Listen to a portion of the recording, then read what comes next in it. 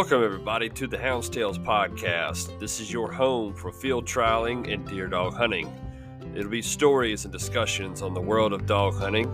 So let's drop the gate, cast your hounds, and get ready for another episode of the Hounds podcast.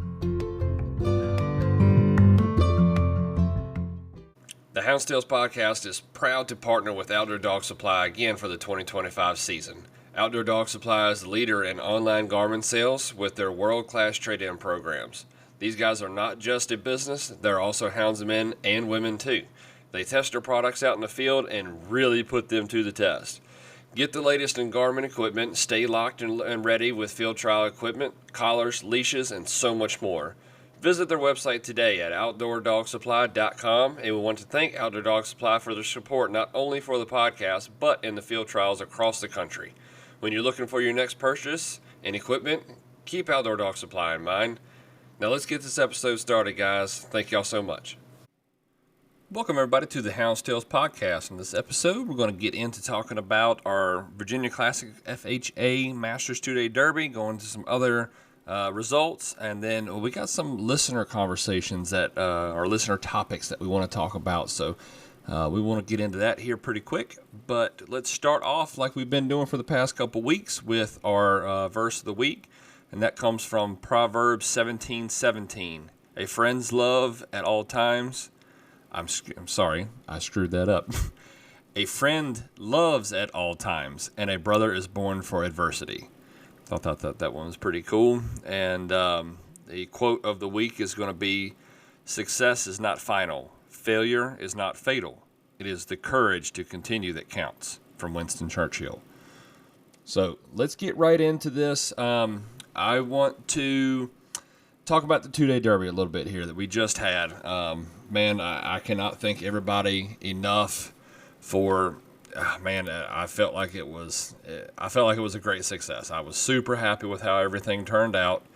I know it was a lot going on. I tried to say hi to everybody that I possibly could. So I hope I got to see everybody. Hope everybody had a great time. I know. I just wanted to kind of and I'm going to leave a lot of the big stuff for the the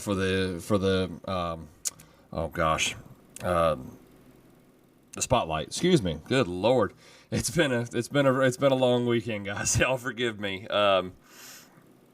So I wanted to kind of talk about some of the other stuff other than the results real quick. One of the big things that I want to talk about, how good the running was, man. That pen was boiling. I know the first day, from the time we casted, from my understanding, all the way to the very end, it was a slaughter fest in there. Of course, I judged till about 6:30, 7 o'clock, somewhere in that range, and then I started going around picking up scores so I can get to the computer and do the scores. I know by the end of the first day, we had a little over 920 entries, and what I mean by entries is first place is entry, like having one in a crossing. First place is entry, second place is entry, third place is entry. That's what an entry is when I say an entry. So it had over 900 entries into the first day, and then the second day we were a little north of 1,200 entries. So it was a lot of inputs, a lot of scores, big packs, small packs, running alones, everything you could ask for. But it was just top-notch running, world-class running. I know the second day started off, it was a little breeze going, and the second day, the first 45 minutes kind of scared me. When they casted, it took the dogs a minute to get going, and when they got going, it just didn't seem like they wanted to hold up a chase, and it seemed like they were really having a hard time. I don't know if the dogs were just wound up tight or the wind was making it go. I don't know what exactly all was going on, but man, they kind of struggled that first 45 minutes when the wind was blowing. But once it settled down, getting close to that 5 o'clock range, good gosh, that pen broke out into such a roar. I'm telling you, it was packs going everywhere. And I'll tell you my favorite one. I don't know if anybody stayed up the entire time, was listening. Listening to the chases going, but At right about 6 o'clock, there was about 2, maybe 3 chases going, and they were all pushing towards the front at one time. And they all got right there up in that one corner right there close to the A and B pin is what we call it.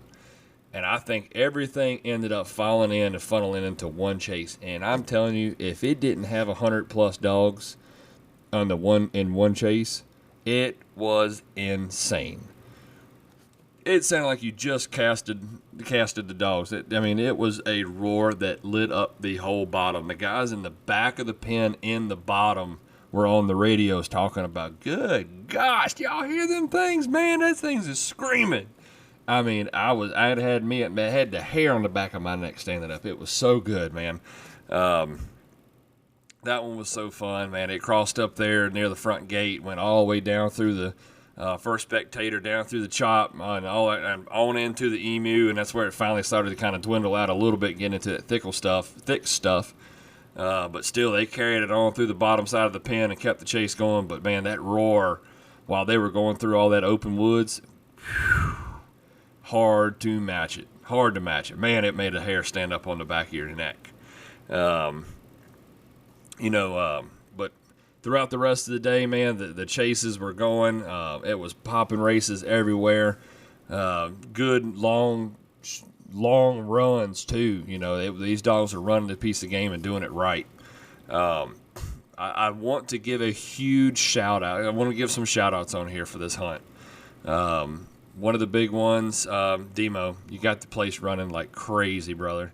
That place is running so good. It is probably, I've been coming there since 2019, 2020, one of those 2 years, and this is the best I've seen it run ever since I've got into this. Now, like I said, I didn't see it before they started cutting in there, but that from what I've seen, this is some of the best running. So the Tidewater ought to absolutely be a blood-curdling match.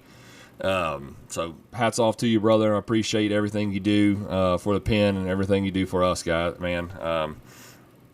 Next up, I got to give a big shout-out to all of our judges. Man, these judges, I'm sure if you've been on Facebook, you probably saw the prizes. We were able to give a lot back. I think we were just north of 4 tons of dog food. We had 4 dog boxes given away and another one raffled off. We had drive tracks. We had collars. Ended up with the pack-away kits,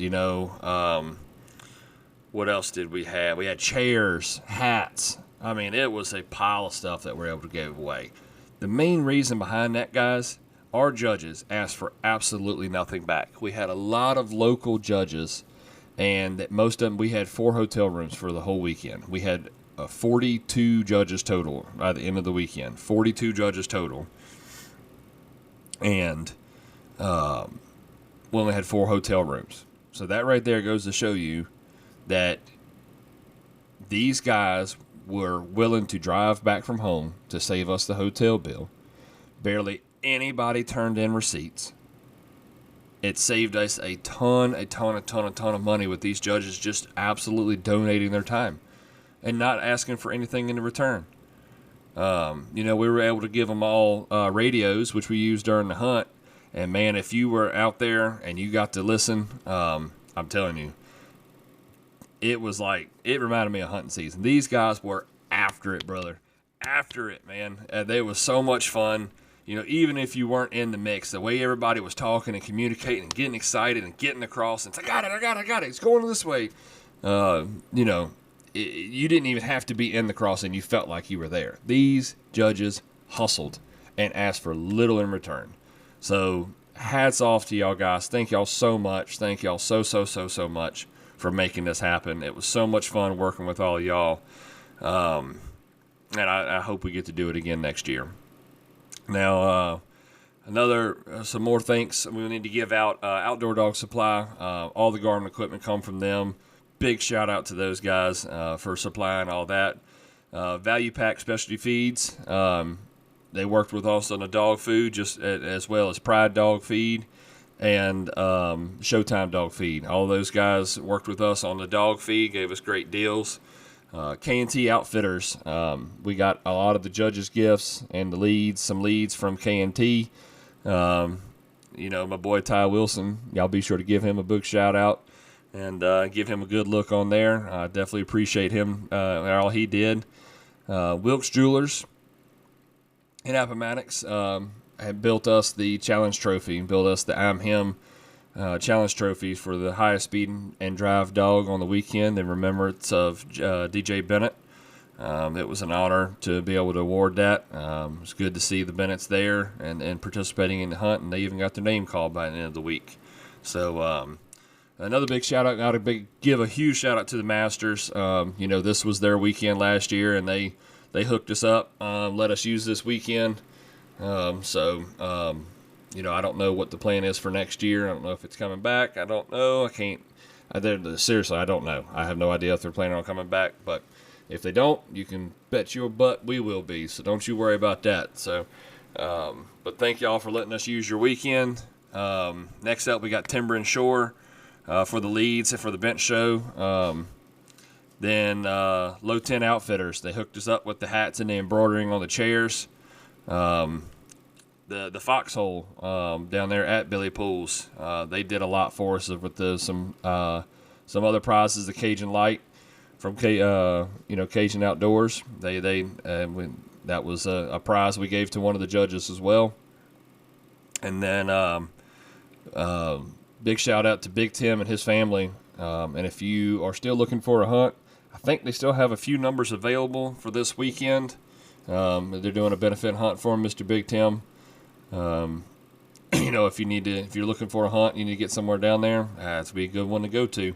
But big thanks to them and their family for all the cooking. Let's see. And then last but not least, guys, I cannot take credit for half of this. Maybe I'm the voice for it, but the guy that was behind all of it was Peyton Lucy. Big shout out to Peyton. If it was not for him, I promise you this would not have happened. I had too much on my plate. We got the one-day series, and I'll touch on that here coming up.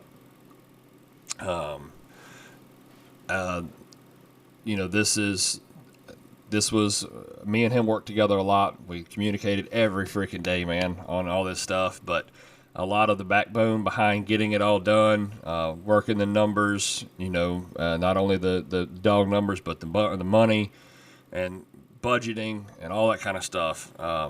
Peyton, brother, I appreciate everything, man. You are one standout guy. You're a good friend, and I cannot thank you enough for doing what you did for this hunt and being a part of this. This is not my hunt. This is me and him. Demo's part, and it's a lot of guys that made this, but Peyton probably was the backbone of this thing. He was the backbone. So big shout out to you, brother. I cannot thank you enough for helping us with this, being the backbone, man. So the Hounds Tales podcast would like to take a minute and talk about our friends over at Cajun Lights. When pleasure running at night or judging those nighttime field trials, you can put your trust in Cajun Lights. With the economical Cajun Bayou for the every now and then light user, the Cajun Micro for the nighttime feeds and around the house times, then the top level Cajun Blinder for those hardcore crossing getters at night. The Cajun Lights are headlamp style light that free up your hands for voice recorders or your GPS. They offer flood style lights in red, amber, and a white walking light. Then the top of the line 4-level main beam light. If you're having a hard time catching crossings at night, give the Cajun Light a try. And the red and amber setting to catch the game without distracting them, and with the easy flick of a switch, go back to your main beam light to catch your hounds in action and get those numbers. Visit their website today at CajunLights.com, and at the checkout, make sure you fill out the survey after your purchase and select Hounds Tales Podcast to receive 5% off your next purchase with Cajun Lights. Now, let's get back to the episode. But like I said, we had 42 judges total. Man, that was just incredible. incredible to me. And big shout out to Willie Crowder. He was our master of hounds.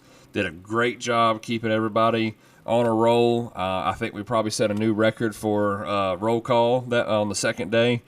I think we were done in like maybe 15, 20 minutes. These guys hustled and did it right. So if we need some tips, be sure to hit Willie up, and maybe he can give you some pointers on getting the roll call done as fast as he did. But yeah, but man, it was so much fun. The running was top notch. Trying not to make sure I didn't miss anything before we get to the results later in the episode. But I'm telling you, man, it was so much fun. But it kind of leads into the next thing, and we'll kind of do the listener questions. These are two that we've been talking on, kind of back and forth, and they kind of coincide with each other. I thought it was a good day for me to express my opinion, and it's only my opinion. And the first one we talked, there was on the Facebook page. If you missed it, we had a talking point and a lot of comments on it about the big pen versus small pen talking point. Which one do people like better? Which one do you think makes a better dog? If you're making a champion, is it a more of a champion in one versus the other? There's a lot of good points made, a lot of different opinions, and that's what's the beauty about this stuff, man. There's so many options out there now. You can run what you want to run. If you don't like big pens, don't go. If you don't like small pens, don't go. Go do what you want to do. I'm going to give you my opinion. I personally like that middle of the road, that 300, 400, 500 acre pen, somewhere in that range. Now, don't get me wrong. I love me, or let me rephrase that, or bigger. And I think here's my point behind it. Now, don't get me wrong. You got to have a dog in all aspects. I'm not saying one dog is better than the other. I'm not saying that one champion made in a small pen isn't as good of a dog as it is in a bigger pen.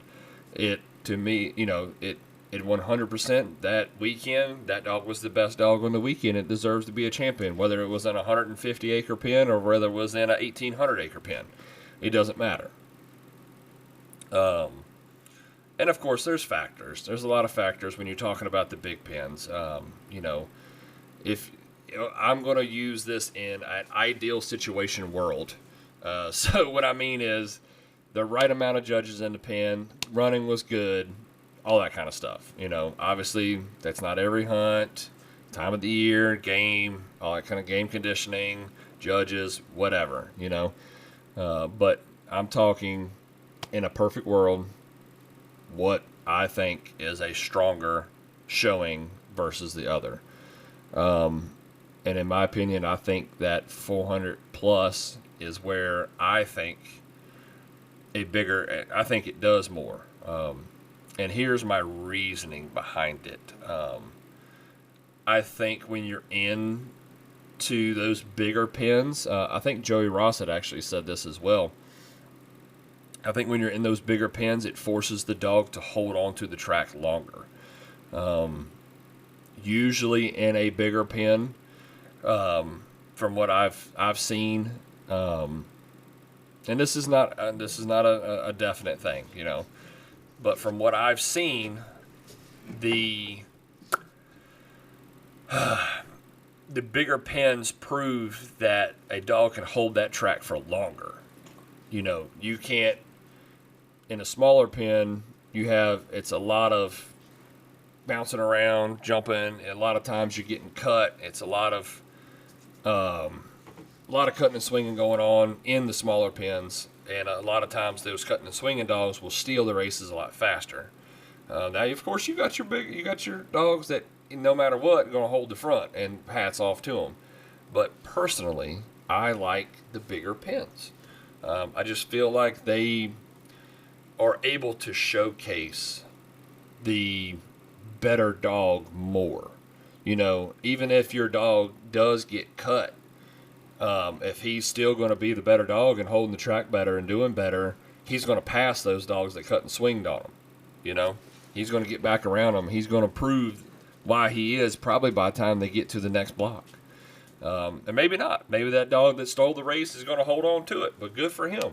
You know, if he can steal it and hold on to it and carry it through the next couple crossings and get all those scores, hats off to you, my brother. You know, but I like a big pen. Now, don't get me wrong. I will go to it, and I like to go to smaller pens. I haven't had any luck in those smaller pens, but I don't mind a smaller pen. And I'm not talking trash about a smaller pen. And please don't misunderstand that. I'm not saying that one's better than the other. This is just my opinion that I like the hunts more at the bigger pens. And I would love to go try some more smaller pens. But I'm a multi-day guy, and there's not a lot of smaller pens up here that do multi-day hunts. So, you know, maybe soon or maybe eventually I'll start branching down to some of those other smaller pens. But, you know, like I said at the beginning of this conversation, though, both pens provide the correct champion. And I'm not taking away from none of them. All of them made a champion, and they deserve that CH. And none are better than the other. And I think people understand that, and I think you go hunt to where your dogs and where your style of running suits you best. So, but me personally, I like the bigger pens. Of course, you play the gamble, and this is the downside of the bigger pen, and the plus side of the smallers. You play the gamble of getting lost in the bigger pens. There's always pockets in bigger pens where a dog can get locked in and just disappear. You know, I had the printout from the foxtail hunt last year where I sent dogs down. And my dog scored up really, really nice in the first 3.5 hours, and the last hour and a half didn't get seen again until the last 5 minutes of the hunt. And missed out on top 10 by 5 points. If he wouldn't have got lost, been a whole different ballgame. Who would have known? You know, don't know where he would have placed. But he got lost. You know, you don't really fight that in the smaller pens. You have a lot more opportunity to be seen. So, I mean, like I said, I really truly believe, I don't believe any champion is better than another champion as far as when it comes to different sizes. I'm not going to take away anything from either one. But my personal preference, I just like the bigger pens. We're going to take a quick second and pause this episode and talk about our partners over at Elite Nutrition. Our hounds, they're athletes, guys. They give us their all each and every time that they're casted. Elite Nutrition offers an all-natural products to give your dogs the natural benefits they deserve. From the canine remove and all-natural wormer to the Electro Boost paste for an electrolyte replenishment, body fluid balance, and blood flow improvement. They also have products like Active Dog Powder for recovery and joint muscle support, Essential Dog Powder for daily vitamins and minerals, probiotics, prebiotics, and enzymes, and then the Canine Lactate Powder for nursing dogs to help with milk supply. There are tons of other products for y'all to check out at CajunLights.com, then click on the Elite Nutrition section to explore. When you go check out, only at CajunLights.com, use the code HTElite10 to receive 10% off your Elite Nutrition products. Again, that's HTELITE, the number 10, to receive 10% off Elite Nutrition products only via CajunLights.com. I've been using their products over the past couple months, and I could not be happier with the results. See for yourself today, and we want to thank Elite Nutrition for taking a step forward into this field trial sport. Now, let's get back to the episode, guys. Now, a conversation that I've had a couple times since this past weekend was red fox running versus coyote running. What is harder? What's the difference? And I know this is touchy for some people. And I think there's two ways you can look at it. And this is the conversation I've had a couple times this past weekend. How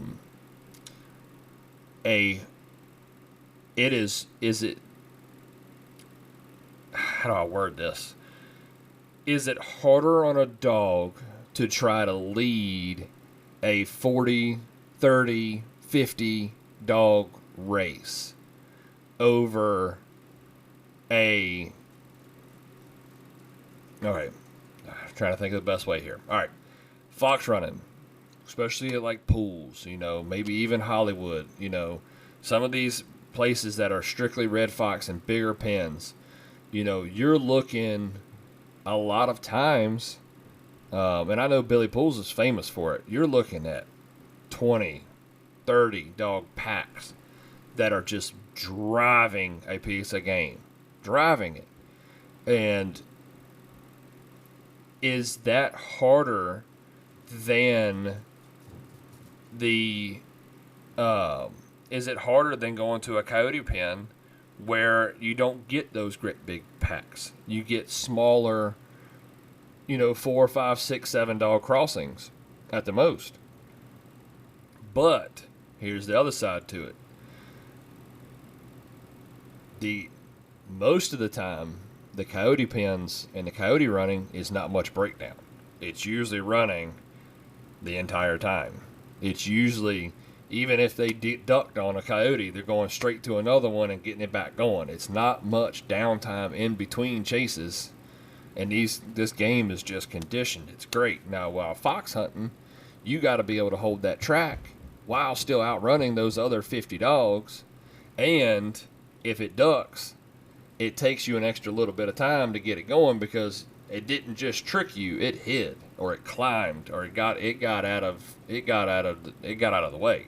There's no chance that you're going to get back on it. You got to go find a different game. So you got a few minutes that your dog is broke down or he's trying to pull to another chase that's going, while you're at a coyote pen and there's probably another chase if you did get thrown within 100, 50 acres of you. It ain't much to go, or, it's really close.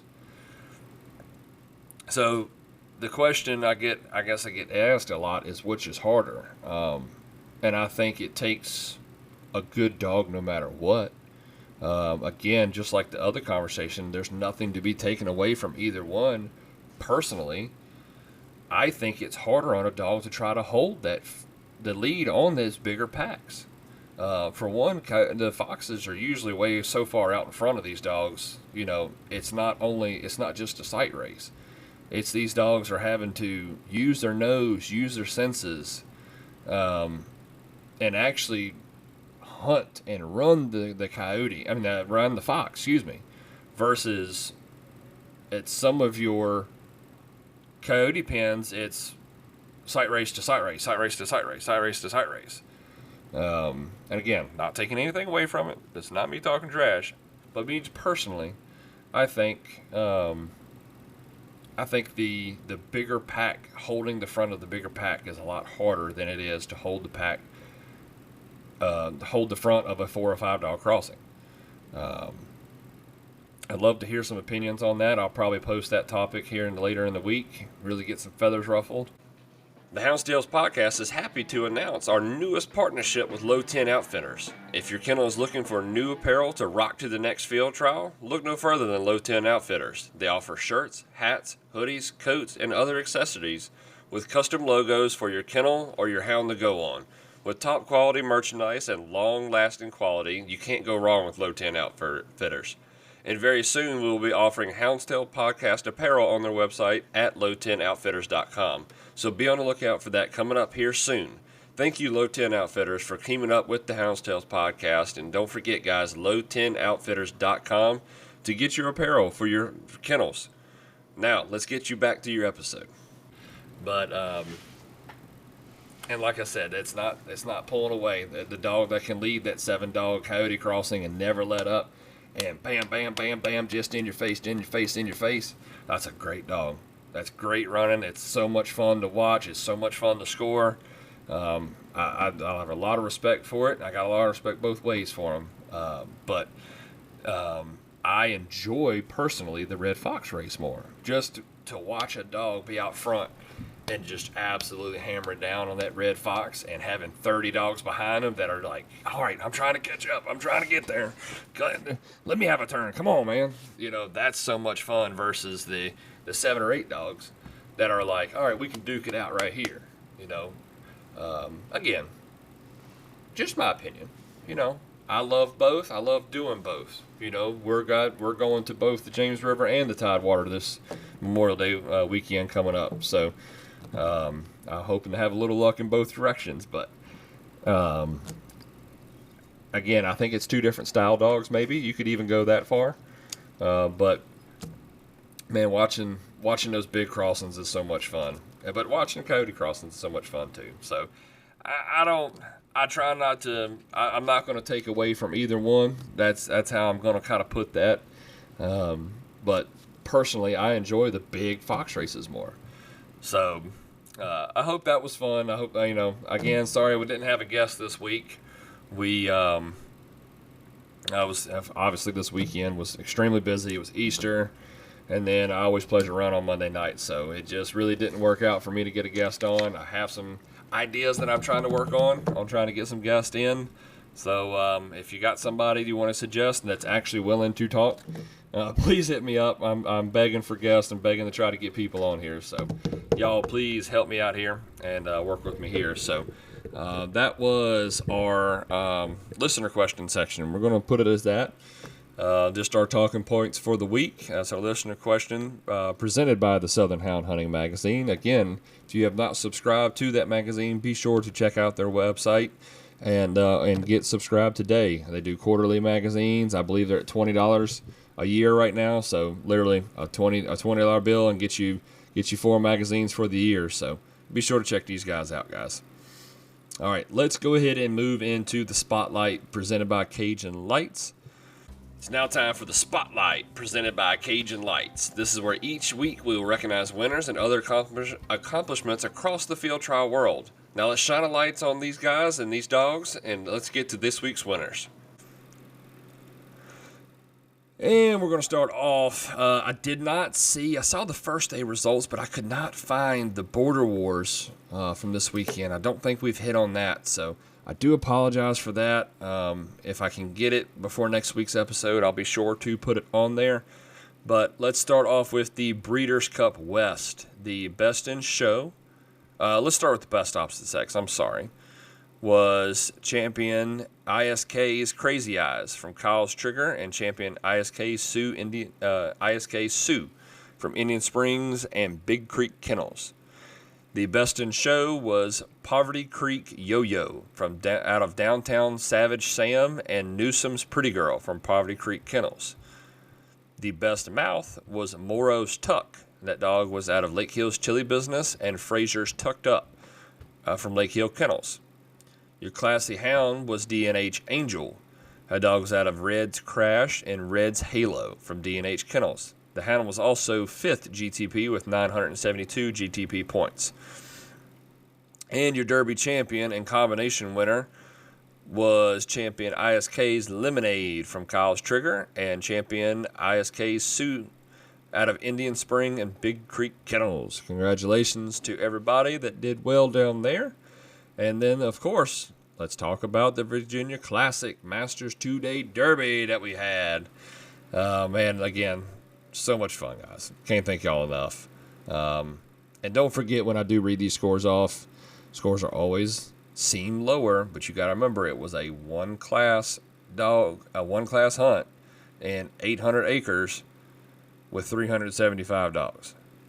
Come on, get you some of that. So just keep in mind that's why they sound lower, but it took a lot to get there. So let's start with the bench show.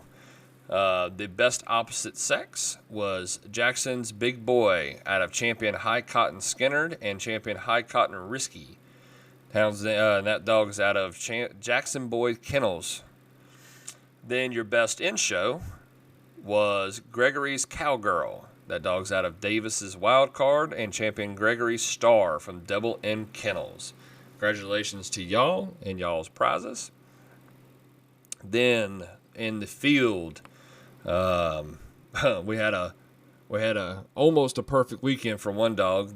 The best mouth, classiest hound, and combination winner. Finished third GTP with 440 points. Was Silver Bullets Jill out of Silver Bullets Big Stick and Champion Atkins Runt from Silver Bullet Kennels. That dog was a beautiful dog to watch out there in the field and pretty much unanimously won all those votes. Then our Derby champion was out, Our Derby champion ended up with 454 GTP points, was FC's Big. All right, y'all, now it's time for Around the How, presented by Elite Nutrition. Just make sure you check out their products, Elite Nutrition products, at CajunLights.com. And for 10% off of Elite Nutrition products, when you use the code HTELITE and the number 10, that's HT Elite 10 at checkout. All right, let's get it rocking. Willie. That dog is out of Sire of the Year, Champion B&B's Chrome, and B&B's Twister from Fields Creek Kennels. Congratulations to Fields Creek. They had an absolute menace of a weekend. I know they were first, second, third on the first day, and first, second, and 10th on the second day. So, you talk about a good weekend, man. That was it. So congratulations to everybody that weekend that placed. Of course, we awarded the top 20 both days, and man, I just can't thank y'all enough. And it was 311 hounds on the one-day option, which made the prizes to be able to give back for the one day incredible. So our last little section here, let's get into the Around the Howl. All right, don't have much. Like I said, a very busy weekend. I grabbed something real quick from Virginia.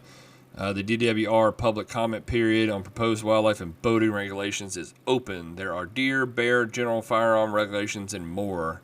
Last fall, we had an opportunity to submit proposed changes to the DWR, but the participation was not as good as it usually is. Let's try to do a better job, guys. This is something every state, I'm sure, has. We need to be sure that we do this. This public comments period goes on through May 9th of 2025. So if you got time, please be sure to get in there and do that. And that's all I got for this episode, guys. I cannot thank y'all enough so much for listening. I got some guests hopefully get lined up to have recorded by the end of this week so that we can have something for y'all next week to listen to. I appreciate y'all's patience with that. Very busy, very busy, very busy. So, all right, guys. Thank y'all again so much for listening. And like always, guys, happy hunting.